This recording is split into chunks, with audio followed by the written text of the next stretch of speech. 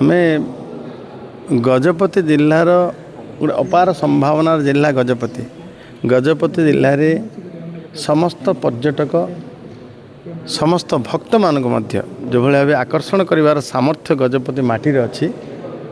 ଆଜି ଆମକୁ 10 ବିଧାୟକ 2 ମନ୍ତ୍ରୀଙ୍କୁ ମହେନ୍ଦ୍ରଗିରି ଆମକୁ ଡାକରା ଥିଲା। ମହେନ୍ଦ୍ରଗିରିର ଦିବ୍ୟତା ଭବ୍ୟତା ଏବଂ ପ୍ରଭୁ ଗୋକର୍ଣ୍ଣେଶ୍ୱରଙ୍କ ପାଖରେ ପୂଜା ଅର୍ଚ୍ଚନା ସହିତ ହୋମ ଯଜ୍ଞ ସରେଇ ଆମେ ଯେଉଁଭଳି ଭାବେ ଗତକାଲି ରାତିର ଗୋଟେ ଅଭୁଲା ସ୍ମୃତି ମହେନ୍ଦ୍ରରେ ରାତି ବିତେଇବା ଏବଂ ମହେନ୍ଦ୍ରର ଯେଉଁ ତପଭୂମି ମହେନ୍ଦ୍ର ପରଶୁରାମ କ୍ଷେତ୍ର ମହେନ୍ଦ୍ର ତାର ମଧ୍ୟ ଆମକୁ ସାନ୍ନିଧ୍ୟ ପ୍ରାପ୍ତ ହେଲା। ତାପରେ ଆମେ ବୁଦ୍ଧଙ୍କର ବାଣୀ ଯେ କାମନାର ବିନାଶରେ ଦୁଃଖର ବିନାଶ ଏବଂ ଯେଉଁଭଳି ଭାବେ ଏଇଠି ପ୍ରତୀକ ଭାବେ ସାରା ଭାରତକୁ ସାରା ପୃଥିବୀକି ମଧ୍ୟ ଆକର୍ଷଣ କରୁଛି ଜିରାଙ୍ଗ ସ୍ଥିତ ପଦ୍ମସମ୍ଭବ ମନ୍ଦିର।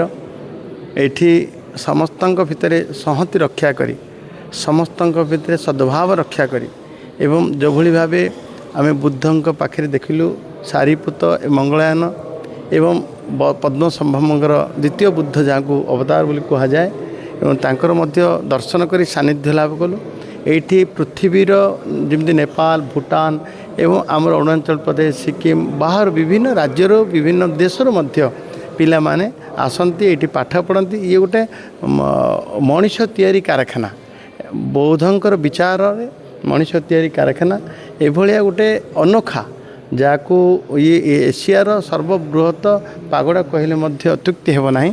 ଏସିଆର ବିଭିନ୍ନ ଦେଶରୁ ଆସନ୍ତି ଏଠି ପାଠ ପଢ଼ନ୍ତି ଏବଂ ମଣିଷ ଭଳିଆ ମଣିଷ ତିଆରି ହୁଅନ୍ତି ଯେଉଁମାନେ ସମାଜରେ ଶାନ୍ତି ଦେବେ ଦୁଃଖର ସେମାନେ ବିନାଶ କରିବେ ଏଭଳିଆ ବାର୍ତ୍ତା ମଧ୍ୟ ଏଇ ଅନୁଷ୍ଠାନ ଦିଏ ଏବଂ ଆଜି ଆମେ ସମସ୍ତେ ଏଇଠି ବି ଆସିଥିଲୁ ଦର୍ଶନ କଲୁ। ଏଇଠିର ମୁଖ୍ୟ ଗୁରୁଜୀଙ୍କୁ ମଧ୍ୟ ଭେଟିଲୁ ଏ ସମ୍ପର୍କରେ କଥା ବି ହେଲୁ। 2009ଠୁ ଆରମ୍ଭ ହେଲା ଦିନଠାରୁ ସମସ୍ତ ଶହ ହଜାର ମଧ୍ୟ ଲୋକ ଏଠିକି ଆସନ୍ତି। ଆମେ ମଧ୍ୟ ଆଜି ଆସିଥିଲୁ ଆମ ମାଟିରେ ଯେହେତୁ କି ଏତେ ବଡ଼ ଅନୁଷ୍ଠାନ ଠିଆ ହୋଇଛି ଆମର ଗର୍ବ ତେଣୁ ଏଠିକି ବି ଆସିଲୁ। ବିକାଶ ପାଇଁ ସରକାରଙ୍କର କ'ଣ ଯୋଜନା ରହିଛି? ଇଏ ତ ପର୍ଯ୍ୟଟନ ବିକାଶର ନମୁନା ଯେଉଁଠି ପର୍ଯ୍ୟଟକ ହିସାବରେ ଆମେ ଆସିଲୁ ବିଧାୟକମାନେ ମନ୍ତ୍ରୀମାନେ ଏବଂ ଆମେ ସମସ୍ତଙ୍କୁ ଅନୁରୋଧ କରିବୁ ମଧ୍ୟ ଆମ ଜରିଆରେ ସମସ୍ତେ ମଧ୍ୟ ନିଶ୍ଚିତ ଭାବେ ପ୍ରେରିତ ହେବେ ଏ ମାଟିକୁ ଆସିବା ପାଇଁ ପର୍ଯ୍ୟଟନର ବିକାଶରେ ସହଭାଗିତା ହେବା ପାଇଁ। ସାର୍ ଏବେ କିଛି ଅର୍ଥ ମଧ୍ୟ ମଞ୍ଜୁର ହେଇଛି କିନ୍ତୁ ବର୍ତ୍ତମାନ ସୁଦ୍ଧା ସେଟା ୱାର୍କଆଉଟ୍ ହେଇପାରିନି। ହେବ